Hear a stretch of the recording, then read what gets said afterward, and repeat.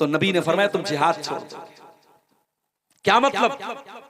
यानी तुम्हारे अंदर दीन के लिए कुर्बानी देने का जज्बा खत्म हो जाएगा, दीन के लिए मरने मिटने का जज्बा तुम्हारे अंदर से खत्म हो जाएगा। तुमको सिर्फ अपनी रोजी रोटी की पड़ी होगी, अपनी दुनिया की पड़ी होगी, अपनी खेती की पड़ी होगी। जब ये चार काम तुम करोगे, कारोबार में फ्रॉड करोगे, अपनी गाय की दुम पकड़ के बैठ जाओगे, अपनी खेती बाड़ी पर मगन हो जाओगे और अल्लाह की राह में तुम जिहाद करना बंद कर दोगे। ये चार काम जब तुम करोगे तो क्या होगा? सल्लल्लाहु अलैकुम ज़ुल्ला, अल्लाह ताला तुमको जलील कर देगा। तुम जलील हो जाओगे, इतने जलील हो जाओगे कि तुम्हारे मुल्क का हर चीफ मिनिस्टर सोचेगा कैसे मुसलमान को दबा दिया जाए। आज तो होड़ लगी है साहब, आज तो होड़ लगी कि कौन मुसलमानों के खिलाफ कितनी नफरत भरी बातें बोल सकता है। तो नबी ने फरमाया जब तुम इन चार काम करोगे अल्लाह जलील कर देगा। और ये जिल्लत कब दूर होगी?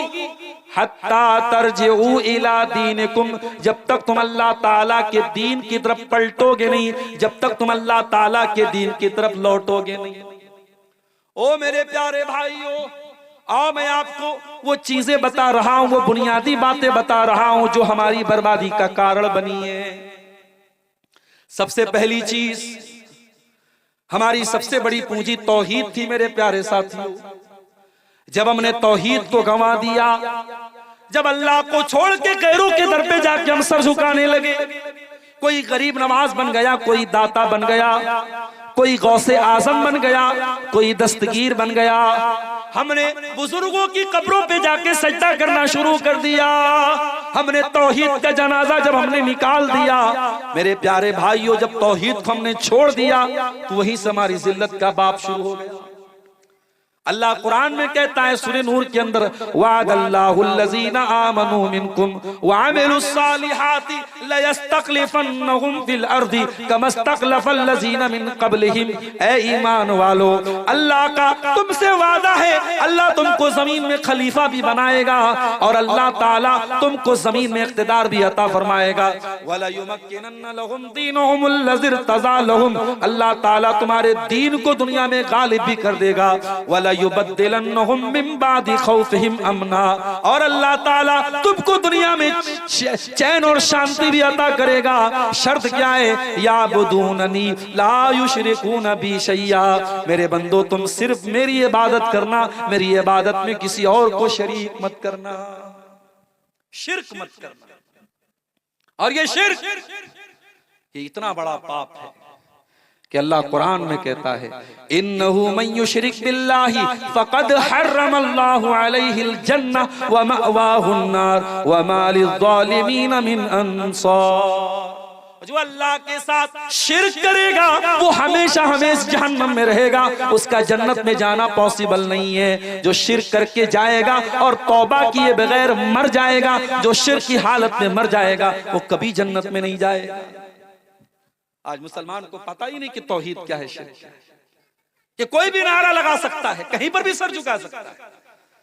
और अल्लाह ताला रहमत नाजिल फरमाए मौलाना अल्ताफ हुसैन हाली, उन्होंने 100 साल पहले जो बात कही थी, 100 साल गुजर गए हिंदुस्तान के इतिहास में, मगर मौलाना हाली का ये शेर आज भी जिंदा है और बिल्कुल सटीक बैठ रहा है। क्या कहा था उन्होंने? करे गैर गरबुत की पूजा तो काफिर, कवाकिब में माने करिश्मा तो काफिर, झुके आग पर बहरे सजदा तो काफिर, जो ठहराए बेटा खुदा का तो काफिर, मगर मोमिनों पर कुशादा है राहें, परस्तिश करें शौक से जिसकी चाहे, नबी को जो चाहे खुदा कर दिखाएं, इमामों का रुतबा नबी से बढ़ाएं, मजारों पे जा जा के नजरें चढ़ाएं, शहीदों से जा जा के मांगे दुआएं, न तौहीद में कुछ कमी इससे आए, न इस्लाम बिगड़े न ईमान जाए। मुसलमान का अकीदा इतना कमजोर हो गया मेरे साथी। आज कितनी मज़ारें हैं। अभी बनारस में मैं एक मज़ार पर गया, एक कब्र पे गया, छोटी सी कब्र थी, किसी बाबा के नाम से वो कब्र थी। मैंने पूछा कि भाई ये बाबा की कब्र यहाँ पे इनके नाम से कई कब्र है, तो लोगों ने कहा कि हाँ, कहीं पर उनका खून गिरा था, कहीं उनका हाथ था, कहीं उनका सर था, तो हर जगह बाबा की कब्र है। कौन ओरिजिनल कब्र है ये भी नहीं मालूम, सब बाबा की कब्र है, सब पे चादर चढ़ रही है, सब पे मुरादे मांगी। अल्लाह के पल्ले में वहदत के सिवा क्या है। शायर कहता है अल्लाह के पल्ले में वहदत के सिवा क्या है, लेना है हमें जो कुछ ले लेंगे मोहम्मद से। ओ लोगो, तुमने तौहीद का मतलब ही नहीं समझा, तुमने तौहीद का जनाजा निकाल दिया। तौहीद तो ये है कि जल जाओ, मर जाओ, कट जाओ, मगर अल्लाह के सिवा किसी और के आगे सर न झुके। ये हाथ उठे तो अल्लाह के आगे उठे। अरे तौहीद तो ये है। इस्लाम में माँ का बहुत बड़ा मकाम है, माँ से बढ़ के किसी का मकाम दुनिया में नहीं है मेरे प्यारे साथियों। आपके तमाम रिश्ते एक तरफ है और माँ एक तरफ है, लेकिन माँ का पैर छूने की और झुकने की इजाजत इस्लाम में नहीं है। जनाजे की नमाज हो रही है, सामने जनाजा रखा हुआ है, हर नमाज में रुकू हो रहा है, हर नमाज में सजदा हो रहा है, मगर जनाजे की नमाज में कोई रुकू नहीं है, कोई सजदा नहीं है, ताकि दुनिया को यह मैसेज न चला जाए कि इस्लाम मुर्दों के आगे सजदा करने का हुक्म देता है। हमारा दीन तौहीद वाला है मेरे साथ। जब तक हम तौहीद पर कायम थे, हम ला इलाहा इल्लल्लाह की राह पर चलते थे, हमारा सर एक अल्लाह के आगे झुकता था, मेरे प्यारे साथियों, उस वक्त तक दुनिया में कामयाब थे। जब हमारे अंदर शिर्क आ गया, कब्र परस्ती आ गई, और ये वही कब्र परस्ती थी जिससे मना किया था अल्लाह के नबी ने अपनी आखिरी वक्त। अल्लाह के प्यारे नबी अपनी वफात के टाइम ये फरमा के गए थे, लानल्लाहुल यहूद वन नसारा इत्तखज़ू कुबूर अंबियाइहिम मसाजिद। अल्लाह की लानत तो यहूद और नसारा के ऊपर, उन्होंने अपने नबियों की कब्रों को सजदा करने की जगह बना लिया। जब नबियों की कब्रों पर सजदा करना शुरू कर दिया तो अल्लाह की लानत बरसी थी यहूद और नसारा पर। वो काम आज मुसलमानों ने किया, उन्होंने तो नबियों के साथ किया था। मुसलमान तो नबियों को क्या, वलियों, और वली भी नहीं है, जानवरों तक की कब्रें बना के वहां भी मुसलमान जाके सजदा करते हैं। तौहीद की हिफाजत करो मेरे साथी। और ऐ नीमा के और इस गांव के रहने वाले मेरे भाइयों, अगर अपने बच्चों को काम के लिए बेंगलोर भेजते हो, अपने बच्चों को नौकरी करने के लिए दिल्ली भेजते हो, मुंबई भेजते हो, तो मेरा एक पैगाम याद रख लेना, अपने बच्चों को ऐसी तालीम दे करके भेजो, उनकी बुनियाद को इतना मजबूत करके भेजो कि आपका बच्चा अगर नीमा में अपने घर में अपने माँ बाप के साथ है तो वहां पर भी वो तौहीद के साथ कोई समझौता न करे, और दिल्ली चला जाए, बेंगलोर चला जाए, कलकत्ता चला जाए, हिंदुस्तान नहीं दुनिया के किसी कोने में चला जाए, तौहीद का दामन उसके हाथ से छूटने न पाए, वो शिर्क के करीब, अब शिर्क को अपने करीब फटकने न दे। इतना मजबूत कर दो मेरे प्यारे साथियों अपने बच्चों को। इसीलिए इब्राहीम अलैहिस्सलाम दुआ करते अल्लाह ताला से, क्या कहते हैं, वजुनुबनी व बनिया अन नअबुदल अस्नाम। ऐ अल्लाह, तू मुझे भी बुत परस्ती से बचाना और मेरी आने वाली नस्लों को, मेरे बच्चों को भी तू बुत परस्ती से बचाना। पता ये चला कि अपने साथ साथ अपनी औलाद की भी चिंता करना चाहिए, अपनी आने वाली नस्लों की तौहीद की भी चिंता करनी चाहिए। तो पहला सबब यही है मेरे प्यारे साथियों, जब हमने तौहीद को छोड़ दिया तो दुनिया में हम जलील हो गए। उसके बाद दूसरी चीज जो हमारी बर्बादी की सबब बनी मेरे प्यारे साथियों, वो हमारा आपस का इख्तिलाफ है। हम कहीं बिरादरियों में बढ़ गए, कहीं फिरकों में बढ़ गए, कहीं हम किसी और नाम पर बढ़ गए। कुरान कहता है वला तनाज़ऊ फतफशलू व तज़हब रिहुकुम, ऐ मुसलमानों आपस में झगड़ा न करो वरना तुम कमजोर पड़ जाओगे, जलील पड़ जाओगे, तुम्हारी हवा उखड़ जाएगी।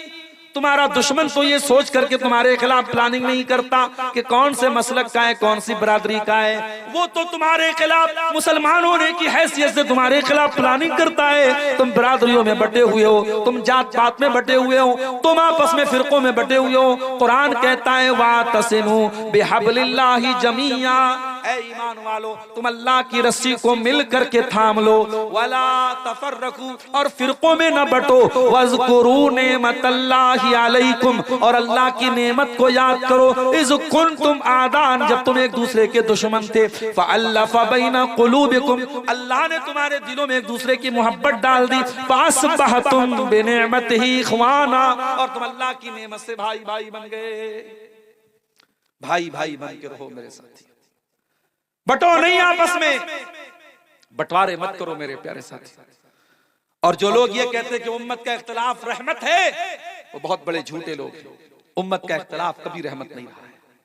उम्मत जब जब लड़ी है और आपस में बटी है, उम्मत कमजोर हुई है मेरे साथी।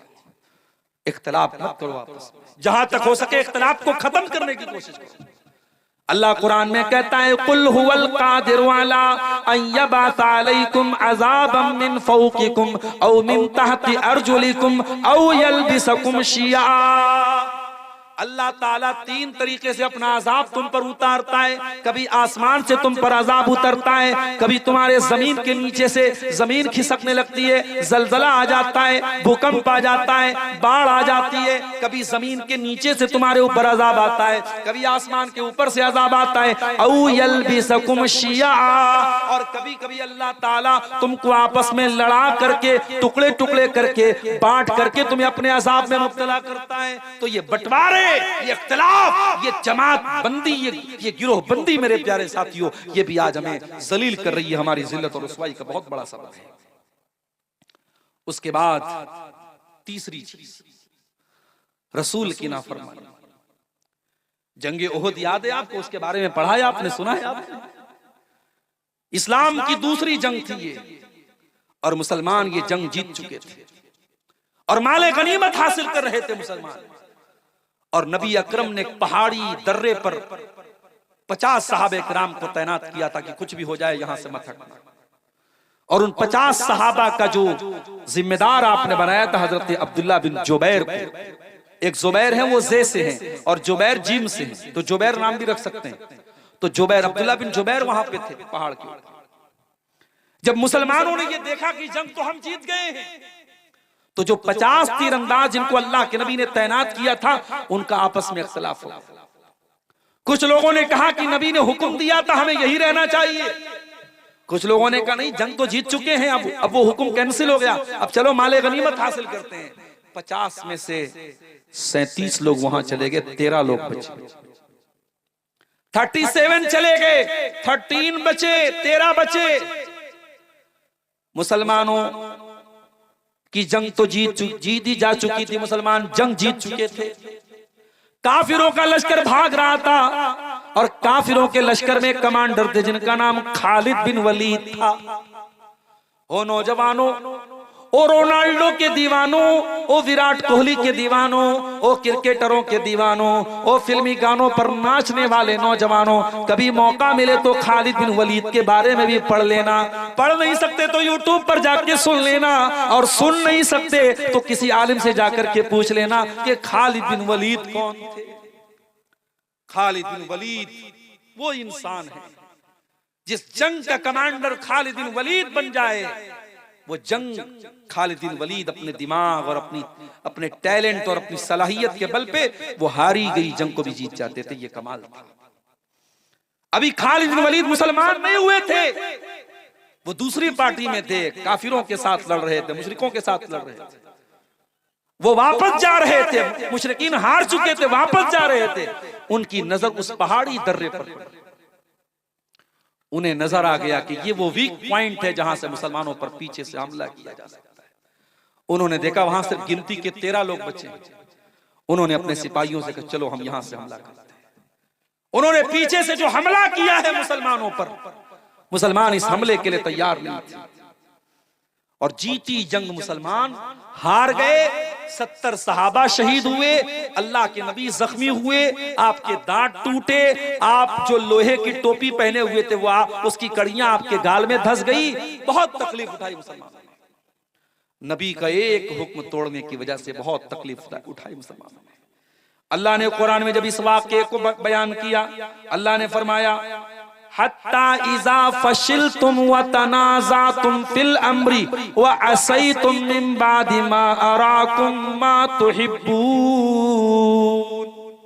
ऐ मुसलमानों, अल्लाह ताला तो जंगे ओहद में भी तुम्हारी मदद कर रहा था, तुम तो दुश्मनों का खात्मा कर रहे थे, तुम तो दुश्मनों पर कंट्रोल पा चुके थे, लेकिन जब तुम कमजोर पड़ गए, तुम आपस में इख्तिलाफ करने लगे और तुमने दुनिया का मालो दौलत देख करके अपने नबी की नाफरमानी कर दी।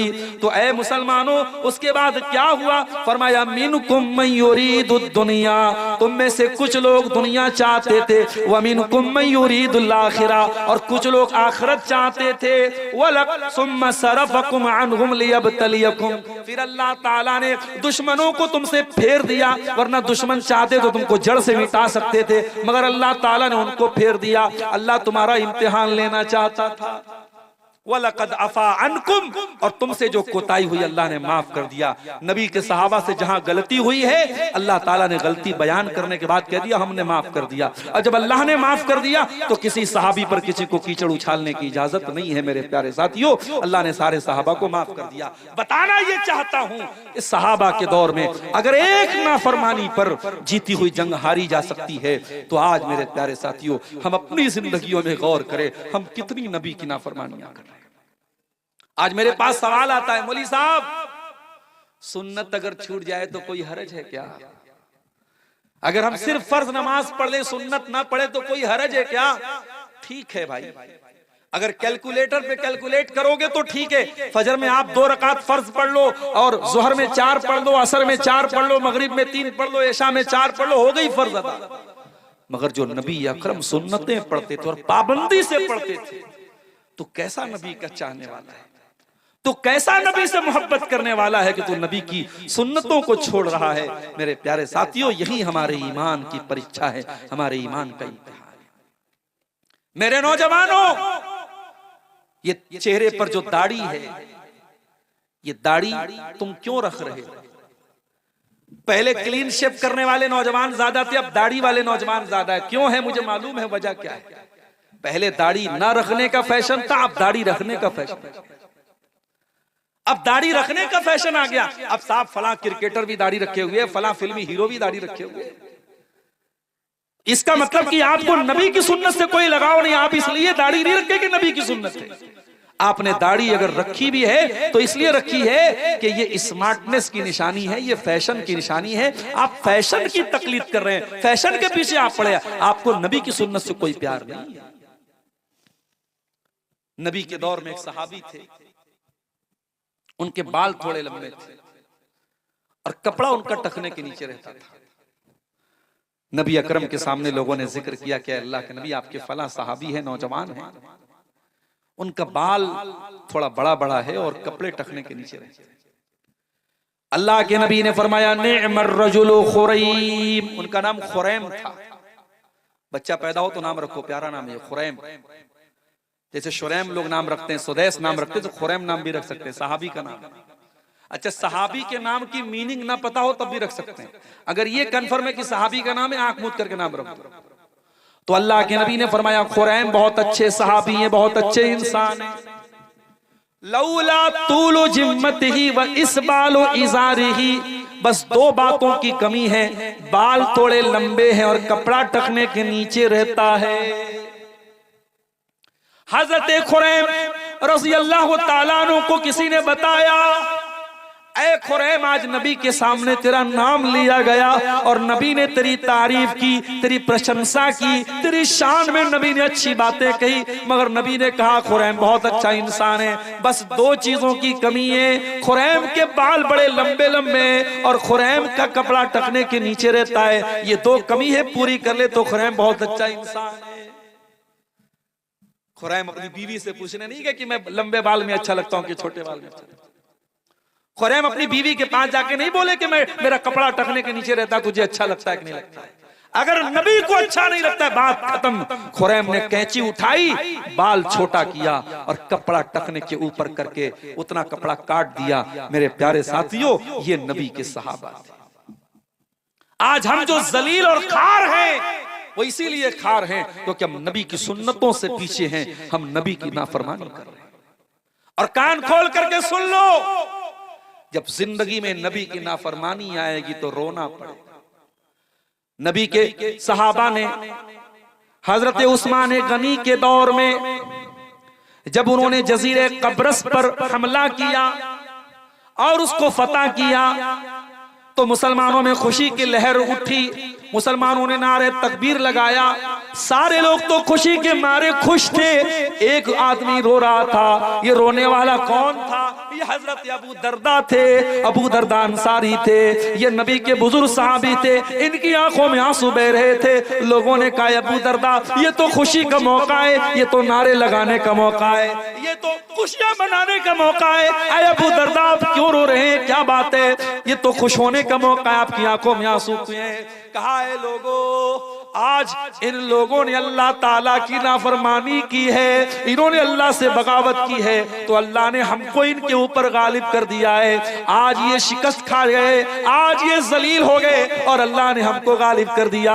मुझे वो दौर याद आ रहा है, मुझे वो हालात याद आ रहे हैं जब मुसलमान भी अल्लाह की नाफरमानी करने लगेंगे तो मुसलमानों को अल्लाह ताला जलील कर देगा। मुझे वो घड़ी याद आ रही है, इसलिए मेरी आंखों से आंसू बह रहे हैं। मेरे प्यारे साथियों, जब आप रसूल की नाफरमानियां करेंगे तो जिल्लत और रुसवाई हमारे और आपके मुकद्दर में आएगी। और आगे बढ़िए, चौथी चीज, हमारी जिल्लत की चौथी वजह क्या है? हमें दुनिया में जिंदगी गुजारने के लिए भेजा गया था, हमें दुनिया के जरिए आखिरत की तैयारी करने के लिए भेजा गया था। हमें ये पाठ पढ़ाया गया था जुमा की नमाज में, हर जुमा को हम ये पाठ पढ़ते हैं, बल तुसिरूनल हयातद दुनिया वल आखिरतु खैरुन व अबका। है मेरे बंदो, तुम आखिरत को भूल न जाना, तुम दुनिया की रंगीनियों में खो करके कहीं जन्नत को भूल न जाना, कहीं जहन्नम को भूल न जाना। हम दुनिया की जमीनों के पीछे पड़ गए, दुनिया की जायदादों के पीछे पड़ गए, जबकि हमारा ईमान और अकीदा है, हम जानते हैं सब ठाट पड़ा रह जाएगा जब लाद चलेगा बंजारा। ये जमीनें यही छोड़ के जाना है, ये जायदादें यही छोड़ के जाना है, 2 गज जमीन में हम सबको दफन हो जाना है। हम जन्नत की जमीन पाने के लिए कोई कोशिश नहीं करते, वो जन्नत जिसके बारे में अल्लाह के नबी ने फरमाया कि जन्नत में एक कोड़ा रखने की जगह, यानी जन्नत में 1 स्क्वायर फीट का एरिया दुनिया की तमाम नेमतों से बेहतर है। मेरे प्यारे साथियों, हम दुनिया परस्त बन गए, दुनियादार बन गए। हमारे नबी की जिंदगी उठा के देखो, शायर कहता है, सलाम उस पर जो उम्मत के लिए रातों को रोता था, सलाम उस पर जो फर्शे खाक पर जाड़े में सोता था, सलाम उस पर कि जिसके घर में चांदी थी न सोना था, सलाम उस पर के टूटा बोरिया जिसका बिछौना था। हमारे नबी ने कभी दुनिया की दौलत और दुनिया के ऐशो आराम के पीछे आप नहीं भागे। आप चाहते तो सोने चांदी के ढेर लगा सकते थे, आप चाहते तो आलीशान मदीना में अपना महल बनवा सकते थे, मगर मेरी प्यारी माँ बहनों, जरा नबी की बीवियों के हालात जाके पढ़ लेना।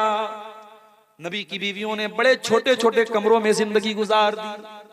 आज तुम्हारे घर में वॉशिंग मशीन भी आ गया, तुम्हारे घर में गैस का चूल्हा भी आ गया, सर्दी के मौसम में हीटर भी आ गया, चाय बनाने के लिए इलेक्ट्रिक केतली भी आ गई, आयरन करने के लिए इलेक्ट्रिक आयरन भी आ गया। दुनिया की सारी नेमतें तुमको मिल चुकी हैं, लेकिन फिर भी मेरी प्यारी बहनों, आज भी तुम्हारी जबान पर अल्लाह का शुक्र नहीं है। आज भी तुमसे पूछा जाए तो कुछ ना कुछ तुम कमी निकाल दोगी। कभी गौर करो कि नबी की बीवियों ने कैसी जिंदगी गुजारी। हजरत आयशा से पूछा गया, अय आयशा, अय नबी की बीवी, अल्लाह के रसूल की जिंदगी कैसी गुजरा करती थी? फरमाया, ऐ मेरे भांजे उर्वा, अल्लाह के नबी की जिंदगी ऐसी गुजरा करती थी कि 2-2 महीने गुजर जाया करते थे। वमा यूक़दु फी अबियाति रसूलिल्लाहि सल्लल्लाहु अलैहि वसल्लम अन्नार, और अल्लाह के रसूल के किसी घर में चूल्हा नहीं जलता था। अल्लाह के नबी के घर वाले खजूर खा करके और पानी पी करके गुजारा कर लिया करते थे। ओ आरामदेह गद्दों पे सोने वालों, ओ सर्दियों में बड़े मोटे मोटे कंबल और रजाइयों में लपेट करके सोने वालों, तुम्हारे नबी को कभी गद्दा नसीब न हुआ। तुम्हारे नबी तो टूटी चटाई पे लेटा करते थे। और जब गद्दा ऑफर किया गया, जब आपके नबी को आरामदेह गद्दा ऑफर किया गया, आपके नबी ने क्या जवाब दिया? फरमाया माली वली दुनिया, ओ लोगों मेरा दुनिया से क्या लेना देना है? मान इल्ला करा के बिन, मैं तो दुनिया में एक मुसाफिर की तरह हूँ, मैं तो दुनिया में एक मुसाफिर की तरह आया हूँ। इस्तज़ल्लता शजरतिन, जो किसी पेड़ के नीचे आराम करने के लिए आता है, थोड़ी देर आराम करता है, सुम्मा राह फतरा कहा, और फिर अपनी मंजिल की तरफ चला जाता है। मैं दुनिया में परमानेंट नहीं आया हूं। ये पैगाम आपके नबी ने आपको दिया है मेरे प्यारे साथी। ये पैगाम हमने भुला दिया, ये मैसेज हमने भुला दिया। दुनिया हाय दुनिया, हाय दुनिया। हमारी जिंदगी दुनिया के लिए, सुबह से लेकर शाम तक दुनिया के लिए जीते और मरते, जबकि ये दुनिया अल्लाह के नबी की नजर में कैसी थी और अल्लाह की नजर में कैसी थी मेरे साथी। नबी अकरम सहाबा के साथ जा रहे थे, रास्ते में एक बकरी का बच्चा मरा हुआ पड़ा था, छोटे छोटे कान वाला। आपने उस मरे हुए बकरी के बच्चे के कान को पकड़ा। सही मुस्लिम की रिवायत है, आपने पूछा क्या है मेरे सहाबा, इस मरे हुए बकरी के बच्चे को कौन 1 दिरहम में खरीदेगा? सहाबा ने कहा अल्लाह के नबी, 1 दिरहम की बात आप क्या करते हैं, इसको फ्री में भी हम लेने को तैयार नहीं होंगे, मरा हुआ है, बेकार है। आपने फरमाया ऐ मेरे सहाबा, ये मरा हुआ बकरी का बच्चा जो तुम फ्री में भी लेना नहीं चाहते हो, कान खोल करके सुन लो, लद दुनिया अहवनु अलल्लाहि मिन ज़ालिक, अल्लाह की नजर में दुनिया इस मरे हुए बकरी के बच्चे से ज्यादा हकीर है। अल्लाह की नजर में दुनिया की कोई वैल्यू नहीं है। मैं आपको दुनिया छोड़ने की बात नहीं कर रहा हूं, दुनिया कमाइए, बहुत खूब पैसा कमाइए, इस्लाम में मना नहीं है। पैसा नहीं कमाएंगे तो मदरसे कैसे चलेंगे, मस्जिदें कैसे चलेंगे? दुनिया कमाओ मेरे प्यारे साथी, मगर दुनिया को प्राइमरी मत समझो, दुनिया को सेकेंडरी समझो। दुनिया को दूसरे नंबर पे रखो, पहले नंबर पे आखिरत को रखो। कारून का नाम सुना है? बहुत पैसे वाला था कारून। इतनी दौलत थी कारून के पास कि उसकी दौलत के जो खजाने की जो चाबियां थी बड़े बड़े पहलवान उठाते थे। जब कारून को अल्लाह ताला ने नसीहत की तो कारून से क्या कहा? अल्लाह ने ये नहीं कहा ऐ कारून तेरे पास इतनी दौलत है, मदरसे में दान दिया कर, मस्जिद में दान दिया कर। अल्लाह ने क्या कहा? फरमाया वब्तगी फीमा आताकल्लाहु दारल आखिरा, ऐ कारून तुझको अल्लाह ने दौलत से नवाजा है, अपनी दौलत के जरिए तू आखिरत की तैयारी कर। वला तंस नसीबक मिनद दुनिया, और ऐ कारून दुनिया में जो तेरा हिस्सा है, अपनी दुनिया के हिस्से को भी तू मत भूल, दुनिया का भी हक अदा कर, लेकिन असल मकसद तू आखिरत को बना ले। तेरी जिंदगी का प्राइमरी मकसद आखिरत होना चाहिए। मेरे प्यारे साथियों, जब हम दुनिया परस्त बन गए तो हम वहीं से हमारी उल्टी गिनती शुरू हो गई और हम जलील हो गए। और ये खतरा था अल्लाह के रसूल, ये खतरा था अल्लाह के नबी को कि मेरी उम्मत दुनिया परस्त हो जाए। आपने एक मर्तबा सहाबा के सामने फरमाया मल फक़रा अख्शा अलैकुम, ऐ मेरे सहाबा मुझे इस बात का डर नहीं है कि तुम गरीब हो जाओगे, मुझे तुम्हारी गरीबी का डर नहीं है। वलाकिन अख्शा अलैकुम अन तुबसत अलैकुम दुनिया, मुझे डर इस बात का है कहीं दुनिया तुम पर कुशादा न कर दी जाए, कहीं दुनिया तुम पर फैला न दी जाए जैसे तुमसे पहले के लोगों पर फैला दी गई। फतनाफसूहा कमा तनाफसूहा, और जैसे पहले के लोग दुनिया हासिल करने के लिए लड़ा करते थे तुम भी लड़ने लगो। फतुहलिकुम कमा अहलकतहुम, और दुनिया तुमको हलाक कर दे जैसे उनको हलाक किया था। तो ये चौथी चीज है मेरे प्यारे साथियों, हमारी दुनिया परस्ती भी हमारी जिल्लत और रुसवाई का एक बहुत बड़ा सबब है। और पांचवी चीज हमारी इल्म दीन से दूरी, हमारे पास दीन की नॉलेज नहीं। कितने लोग हैं उनको नमाज का तरीका नहीं आता, वजू का तरीका नहीं, तयम्मुम का तरीका नहीं, जनाजे की नमाज का तरीका नहीं, नमाज की दुआएं याद नहीं, कुरान नहीं पढ़ा उन्होंने। इल्म दीन से हम बहुत दूर हैं मेरे साथ। और सीमांचल में मैं बार बार हर जलसे में एक बात कह रहा हूं और बड़ी जिम्मेदारी के साथ ये बात कह रहा हूं। और चूंकि यहाँ अंसारी बिरादरी के लोग बैठे हैं, आपसे भी कह रहा हूं, मैं उधर पाकुड़ और साहेबगंज में भी कह चुका हूं आपकी बिरादरी के लोगों से कि आपको अगर अपने समाज को जागरूक बनाना है तो जुमा का निजाम और मजबूत बनाइए। अपनी मस्जिदों में अच्छी तनख्वाह पर अच्छा इमाम रखिए जो तैयारी के साथ जुमा का खुतबा दे। और अगर 12 बजे जुमा का खुतबा शुरू होता है तो कोशिश कीजिए 11:30 बजे, 11:45 बजे मस्जिद में पहुंच जाए और अच्छे मौजुआत पर तकरीरें हो जुमा के खुतबे में। और उसके बाद आप बच्चों को भी लेके पहुंचिए और अपनी माओ बहनों को भी आप मस्जिद में उनका भी इंतजाम कराइए। आज अफसोस के साथ हमें कहना पड़ता है कि आज सीमांचल की 99% मस्जिदों में औरतों के लिए इंतजाम नहीं है, जो बहुत बड़ी कमी है आपके इलाके में। आप जलसों में औरतों का अरेंजमेंट करते हैं, बगैर औरतों के जलसा नहीं होता है, लेकिन आपकी मस्जिदों में हाँ उनका मुकम्मल पर्दे का इंतजाम कीजिए। जो औरत आए मुकम्मल पर्दे में आए, उनका दरवाजा अलग रखिए, एंट्री अलग रखिए, मगर रखिए आप। और आप यकीन कीजिए मेरे प्यारे साथियों, 1 साल तक अगर पाबंदी से अगर आपके घर की औरतें, हमारे घर की औरतें अगर जुमा में जाना शुरू कर दें तो बहुत दीन की मालूमात उनको हो जाएगी, बहुत सारी बुराइयों से वो ऑटोमेटिक बच जाएंगी। आज समाज की आधी बुराइयां औरतों की अज्ञानता और उनकी जहालत। अल्लाह के प्यारे नबी फरमाते हैं तलबुल इल्म फरीज़तुन अला कुल्li मुस्लिम, इल्म हासिल करना हर मुसलमान मर्दो औरत पर फर्ज है। कौन सा इल्म? मेडिकल का नहीं। हमारी कौम के लोग डॉक्टर बने, अच्छी बात है, मगर ये कंपलसरी नहीं है। हमारी कौम के लोग इंजीनियर बने, अच्छी बात। और आज अफसोस के साथ कहना पड़ता है कि आपकी अंसारी बिरादरी आज तालीम के मैदान में बहुत पीछे है। आप किसी सीमांचल में रहते हैं, शेरशाबादी भाइयों ने तो अपने आप को डेवलप किया है। आज कटिहार में किसी ने मुझे बताया कि 100 डॉक्टर अगर आपको मिलेंगे मुसलमान तो 80 आपको शेरशाबादी मिलेंगे, मगर आपकी अंसारी बिरादरी आज इस मामले में भी दुनिया की तालीम में भी पीछे है। हम मजदूर है तो हम चाहते हैं हमारा बच्चा भी मजदूर हो जाए। जिसके 4-5 बेटे हैं वो कहता है बस 10 साल की परेशानी, उसके बाद तो मेरे बेटे कमाने लगेंगे। आपकी जिंदगी का एक ही मकसद है, बेटा बड़ा हो उसको मजदूरी करने के लिए भेज दिया जाए, काम करने के लिए भेज दिया जाए। मेरे प्यारे साथियों, कुछ कुर्बानी दे करके अपने बच्चों को तालीम के मैदान में भी आगे बढ़ाओ। कुछ बच्चे आपके डॉक्टर बने, कुछ बच्चियां आपकी डॉक्टर बने, कुछ बच्चे आपके इंजीनियर बने। आज असरी तालीम में भी हम पीछे हैं। और दीन की जो तालीम है, अल्लाह कौन है, रसूल कौन है, और ईमान क्या है, और इस्लाम क्या है, ये जो मोटी मोटी बातें हैं ये सबका जानना जरूरी है।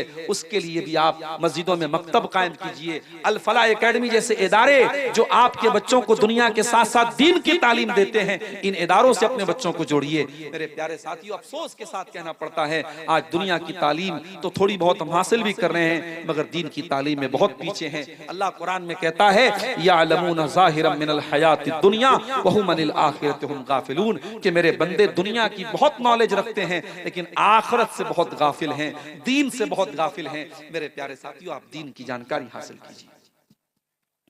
उसके बाद छठी चीज, यहूद और नसारा की अंधी तकलीद। आज जो गाना वायरल हो जाए फेसबुक और सोशल मीडिया पर, हमारे छोटे छोटे बच्चे भी गा रहे हैं। जो कपड़ा वायरल हो जाए, हमारे घर की लड़कियां भी पहनने लगती हैं। आपके घर में लड़कियां नकाब पहन रही हैं, नकाब में भी जो फैशन चल गया, नकाब के ऊपर माशाअल्लाह लिखा है तो माशाअल्लाह वाले नकाब बहुत मार्केट में आपको मिल जाएंगे। इस्लाम की शहजादी लिखा है तो शहजादी वाले माइक जो है आपको नकाब बहुत सारे मिल जाएंगे। मेरे भाइयों, फैशन के पीछे मत भागो, आप खुद अपना एक फैशन बनाओ। मैं कहता हूं अगर मुसलमान नौजवान ढंग का लिबास पहने, टखने के ऊपर उसका कपड़ा हो, चाहे वो पैंट ही पहने, शर्ट ही पहने, कुर्ता पैजामा पहने, शेरवानी पहने, क्या ये फैशन नहीं? ये जो फैशन आपका इस्लामिक फैशन है, आप अपने आप को ऐसा बनाओ कि दुनिया आपको कॉपी करे।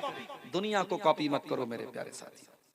अल्लाह के प्यारे नबी फरमाते हैं लतत्तबिउन्ना सुनन मन काना क़ब्लकुम शिब्रम बिशिब्रिन व ज़िराअम बिज़िराइन, तुम अपने से पहले के लोगों के तरीके पर चलोगे। अगर वो एक बित्ता चलेंगे तो तुम एक बित्ता चलोगे। बित्ता बूझ रहे हैं ना, समझ रहे हैं ना? एक बित्ता चलेंगे तो तुम भी एक बित्ता चलोगे, एक हाथ चलेंगे तो तुम भी एक हाथ चलोगे। हत्ता लौ सलकू जोरा ज़ब्बिन, और अगर वो किसी जानवर के बिल में चले जाएंगे तो तुम भी बिल में चले जाओगे। Happy new year. मेरे फेसबुक पर भी 2-4 लोग मुसलमान जुड़े हैं किशनगंज के और कहां के, देखा साहब वो हैप्पी न्यू ईयर मना रहे हैं, हैप्पी न्यू ईयर मना रहे हैं। हैप्पी न्यू ईयर क्यों मना रहे हो भाई? बेगाने की शादी में अब्दुल्ला क्यों दीवाना हो रहा है? ना आपका कैलेंडर है ना आपका, अब चलो ठीक है आपके मुल्क में यही कैलेंडर चल रहा है, आप तारीख उसी में लिख रहे हो, नोट करो, कोई बात नहीं, लेकिन आप नया साल मना रहे हो। इस्लाम में कोई नया साल मनाने का कॉन्सेप्ट नहीं है। इस्लाम तो हमें ये तालीम देता है कि हर गुजरते हुए साल के साथ हम अपने आप को इवेलुएट करें, अपने आप को एनालाइज करें, अपना तज्जिया करें, अपने आप को जांचें परखें कि हमारे अंदर क्या कमी है, क्या कोताही है, हमारी नेकियों में इजाफा हुआ कि नहीं हुआ, हमारी कमियों में दूरी हुई कि नहीं हुई। हम तो साहब नया साल मना रहे हैं, तो हम दूसरों की नकल न करें मेरे प्यारे साथियों। और उसके बाद 2 चीजें और बयान करके बात खत्म कर रहा हूं। औरतों का बिगाड़ भी एक बहुत बड़ी वजह है हमारी कौम की तबाही और बर्बादी के पीछे। आज हमारी औरतें, माफ कीजिएगा, मैं तो जिम्मेदार मर्दों को ही मानता हूं। अगर हमारी कौम की बेटियां आज बेहया हुई हैं तो ऐसा नहीं है कि मर्द हजरात वो दूध के दूल्हे। अगर लड़की बेपर्दा घूम रही है तो उस बेपर्दा लड़की को घूरने वाले और देखने वाले मर्द हजरात ही हैं। अगर लड़की किसी के साथ भागी है तो जिसके साथ भागी है वो कोई लड़का ही है। ताली एक हाथ से नहीं बजती है मेरे प्यारे साथी। समाज अगर दूषित हुआ है, समाज अगर खराब हुआ है, हम सिर्फ औरतों को भी जिम्मेदार करार नहीं दे सकते, हम सिर्फ मर्दों को भी जिम्मेदार करार नहीं दे सकते। आज हमारी घर की औरतें जो बेपर्दगी हमारे यहाँ आई है, जो महरम गैर महरम का फर्क हमारे यहाँ मिटा है, जो देवर भाभी के बीच में जो सीमाएं होनी चाहिए वो सीमाएं क्यों नहीं है, जो जीजा साली के बीच में जो हदें होनी चाहिए वो हदें क्यों नहीं है, हमारे घर में पर्दे का माहौल क्यों नहीं है, हमारी जवान होने वाली बेटी जब घर से निकलती है तो बेपर्दा क्यों निकलती है, उसको टाइट किस्म के कपड़े कौन ला के दे रहा है, उसे बाइक पर घुमाने बेपर्दा कौन जा रहा है। अकबर इलाहाबादी ने बिल्कुल सही कहा, बेपर्दा नजर आई कल जो चंद बीबियां, अकबर जमीन में गैरत कौमी से गड़ गया, पूछा जो उनसे आपका पर्दा वो क्या हुआ, कहने लगी कि अक्ल पे मर्दों के पड़ गया। मेरी प्यारी माओ बहनों, मैं आपको भी यही संदेश देना चाहता हूं, आप अगर नकाब में निकलती हैं, पर्दे में निकलती हैं तो अपने पर्दे की लाज रखना। दुनिया आपके पर्दे को जब देखती है तो दुनिया आपके पर्दे को इस्लाम से जोड़ती है, और जब आप नकाब पहन करके कोई गलत काम करेंगी तो दुनिया ये नहीं कहेगी कि लड़की ने किया, दुनिया कहेगी इस्लाम की मानने वाली लड़की ने किया। ओ मेरी प्यारी माँ बहनों, अपने नकाब की लाज रखना, अपने पर्दे की लाज रखना, अपने हिजाब की लाज रखना, अपने हिजाब की इज्जत का ख्याल रखना। अपने घर से जब भी निकलना तो नकाब और पर्दे में निकलना, और जब तक ये पर्दा है तुम्हारे अंदर तो सिर्फ एक ड्रेस इसको मत समझना, ये पर्दा एक कल्चर बताता है जो इस्लाम का कल्चर है। ये पर्दा दुनिया को ये मैसेज देता है कि आप इज्जतदार घर से आपका ताल्लुक है। और नौजवान लड़कों से कहना चाहूंगा कि अपनी निगाहों को नीची करके चलो।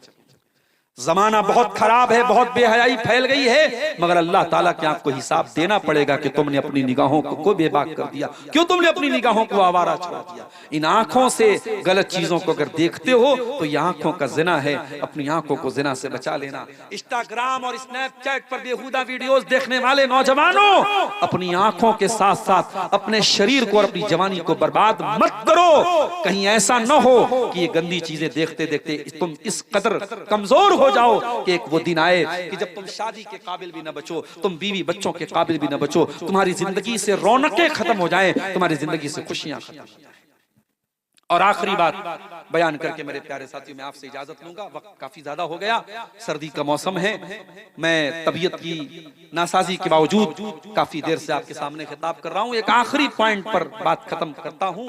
आज हमारी जो जिल्लत और रुसवाई है मेरे प्यारे साथियों, उसमें एक बहुत बड़ी वजह तवक्कुल की कमी है। हमें अल्लाह की मदद पर यकीन नहीं है, हमें अल्लाह की तकदीर पर यकीन नहीं है। याद रखो, हम मुसलमान हैं और मुसलमान जिन चीजों पर ईमान रखता है उसमें से एक अल्लाह की तकदीर है। हमें अल्लाह की तकदीर पर भी हमारा ईमान है, हमारा ये अकीदा है, कुल लन युसीबना इल्ला मा कतबल्लाहु लना। हमें नहीं पहुंच सकती कोई मुसीबत जब तक अल्लाह हमारे मुकद्दर में न लिख दे। अगर अल्लाह ने कोई मुसीबत हमारे मुकद्दर में लिख दी तो दुनिया की कोई ताकत हमें बचा नहीं सकती, और अल्लाह ने अगर बचाना लिखा है तो दुनिया की कोई ताकत हमें वो मुसीबत दे नहीं सकती। तवक्कुल करो, अल्लाह की जात पर यकीन करो, पक्के ईमान वाले बनो। अगर तुम्हारा ईमान पक्का होगा अल्लाह तुम्हें रुसवा नहीं करेगा। मेरे प्यारे साथियों, मैंने खुतबा मसनूना के बाद जो आयत पढ़ी थी उस आयत में यही पैगाम आपको दिया गया है, या अय्युहल्लज़ीना आमनू इन तंसुरुल्लाह यंसुरकुम व युसब्बित अक़दामकुम।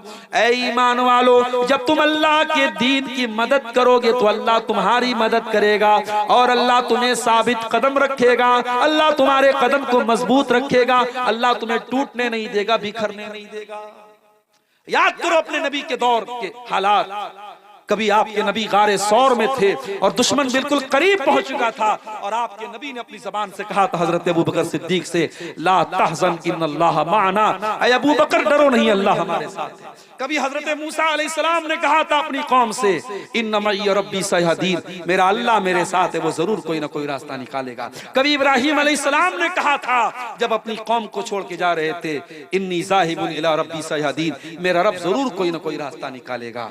मेरे प्यारे साथियों, आज समंदर में रास्ता आज भी बन सकता है। हमारे पास मूसा के ईमान वाला असा तो हो, मूसा के तवक्कुल वाला असा तो हो। अपने तवक्कुल को मजबूत कीजिए, अपने ईमान को मजबूत कीजिए। ये कमजोरी की चादर उठा के फेंक दीजिए, ये जिल्लत और रुसवाई और बुज़दिली की चादर उठा के फेंक दीजिए। बुज़दिल न बनो, कमजोर न बनो। और मेरे नौजवानों, मैं आपको मैसेज देता हूं, ताकतवर बनो, जिम जाओ, शरीर को भी ताकतवर बनाओ, सुबह जल्दी उठो, फजर की नमाज में उठो, अल्लाह के साथ अपना ताल्लुक मजबूत करके ईमान वाली ताकत भी पैदा करो, जिस्मानी ताकत भी पैदा करो, पढ़ लिख करके तालीम की ताकत भी पैदा करो। हर एतबार से ताकतवर बनो। और जब एक मुसलमान ताकतवर बनेगा तो वो अपनी ताकत का दुरुपयोग नहीं करेगा, वो ताकत का गलत इस्तेमाल नहीं करेगा, वो किसी कैफे में जाके किसी बेकसूर को नहीं मारेगा, किसी की मॉब लिंचिंग नहीं करेगा, किसी की हत्या नहीं करेगा, किसी के मजहब पर छींटाकशी नहीं करेगा। जो सच्चा पक्का मुसलमान होगा वो अपनी ताकत का कभी मिसयूज नहीं करेगा। उसकी ताकत का इस्तेमाल होगा तो जुल्म के खात्मे के लिए होगा, उसकी ताकत का इस्तेमाल होगा तो मजलूम की मदद के लिए होगा, उसकी ताकत का इस्तेमाल होगा तो जालिम के खिलाफ होगा। मेरे प्यारे साथियों, ताकतवर बनिए, देश के काम आइए, कम्युनिटी के काम आइए, समाज के काम आइए। आखिरी हदीस पढ़ के बात खत्म कर रहा हूं। अल्लाह के प्यारे नबी ने फरमाया, खैरुन नास अनफउहुम लिन्नास, लोगों में सबसे बेहतरीन वो है जो लोगों के लिए लाभदायक हो, जो लोगों को फायदा पहुंचाता हो। आप देखिए आपकी जात से समाज को क्या फायदा पहुंच रहा है।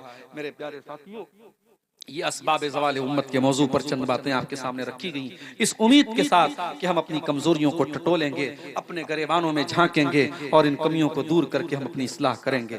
रब्बुल आलमीन से दुआ है, इलाहुल आलमीन हमें ईमान की ताकत से और अमल की ताकत से अल्लाह ताला हमें माला माल कर दे, हमारी कमजोरियों पर हमें काबू पाने की तौफीक अता फरमाए। इलाहुल आलमीन हमारे नौजवानों की हिफाजत फरमाए, हमारी खवातीन की हिफाजत फरमाए। अल्लाह इस इदारे को, अल फलाह एकेडमी को और माद उबई बिन काब को अल्लाह ताला और तरक्की अता फरमाए। जो असहाबे खैर इस इदारे का, इन इदारों का ताउन कर रहे हैं, अल्लाह उन्हें मजीद इन इदारों को मजबूत करने की तौफीक अता फरमाए। अल्लाह हमें अपने बच्चों को दीनी तालीम और दुनियावी तालीम दोनों मैदानों में आगे ले जाने की तौफीक अता फरमाए। रब्बुल आलमीन जब तक हमें दुनिया में जिंदा रखे, इस्लाम पर जिंदा रखे और हमारा खात्मा ईमान पर हो।